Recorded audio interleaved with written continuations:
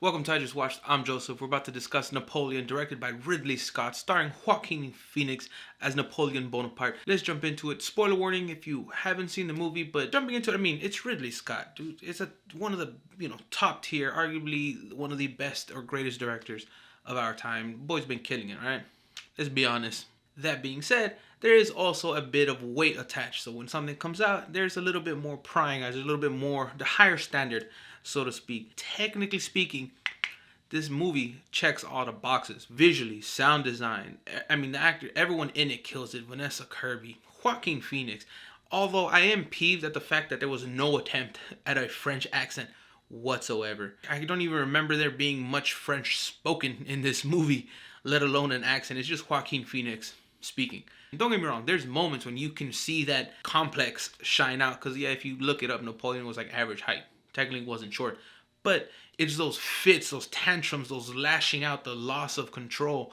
Those moments are what made him, or what made that become, the saying as we know it today. So those moments were great. There's, like I said, moments in this movie. Yeah, technically, it's sound. It's great movie down the technical box, down the story, down the enveloping me into this world, making me think I was there part, completely setting me in, and I was sitting there enjoying it for 2.5 hours, and I was just, the whole time, not so much. And it's funny because, so when a movie does great, I've said it before, it makes me want to do research. When a movie that is based off of something real, or lore, pre-existing lore, in this case, based off of actual events, historical events, usually when it's great, I'm over here like, I need to do research. I want to compare. I want to contrast. I want to learn about these events, these wars, these battles, these people. And this movie didn't make me want to do any of that. I was watching it, and like I said, it's technically a fine movie. It's a good movie. It's up to par. It's a standard. But it didn't pull me into the world enough to care about anything really. There's some funny moments which were nicely put in, and it worked well for the tension, and the something was missing for this movie to really just pull me in that era, to just be living that in that life.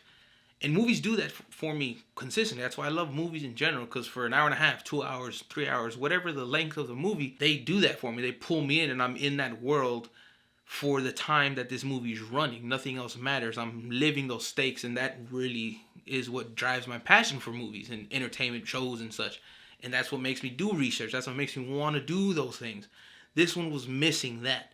So although, yeah, it's a good movie, and I can see why people would love it, or some people do love it, I understand that, but it's just not for me, because it was missing that bit to really just make me be like, wow, this is amazing. It's not something that I'm like, oh, you gotta go watch this in the theater to get that experience. I like the fact that they showed you, yes, he's a tantrum throwing juvenile delinquent, so to speak, but he was also a tactical militant who was genius in that aspect. So it showed you both parts. It showed you bits of who he was and how he was, his insecurities, but then his successes, his losses, his little quirks and such. So that part was good. Vanessa Kirby as Josephine was great. So it's funny that I'm giving praise to everything and everyone, but it just didn't knock it out the park for me.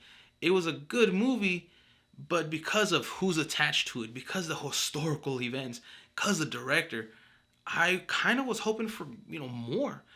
Oppenheimer came out earlier this year, and that whole knocked me out the park. I wanted to do research. I did do research. I wanted to learn more about these people from real life, the event, the project. I did that. I wanted to learn, so I did learn, because it did that for me, where this movie didn't. And that's the biggest difference. Is it rewatchable? For me, not so much. It's not a bad movie, so I'm not saying don't watch it. I recommend it to few people, especially people who I do love history. I don't know a lot.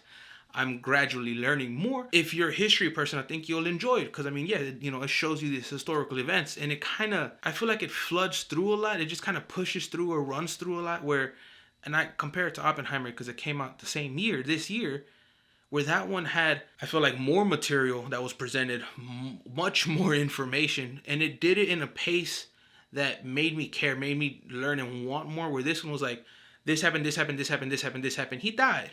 And I was like, well, shit, okay, I knew that, but all right. Is that all we're getting? I think there was moments when they could have maybe dove a little bit more or something to just really entice or really just make me fall in love with this era, this movie, this history brought to life. But I want to hear your thoughts. Have you seen it? Are you going to see it? But I want to hear your thoughts. Comments, questions, concerns. Like I said, did you love it? If you did, let me know why. How accurate or inaccurate is it? Like, it didn't make me want to go do that research, if I'm being honest. But if you already know, I would love to hear it, because that also will add to my like or dislike of it. But down below, I love chatting with y'all. But until next time, stay safe, be well, y con mucho amor. Adios.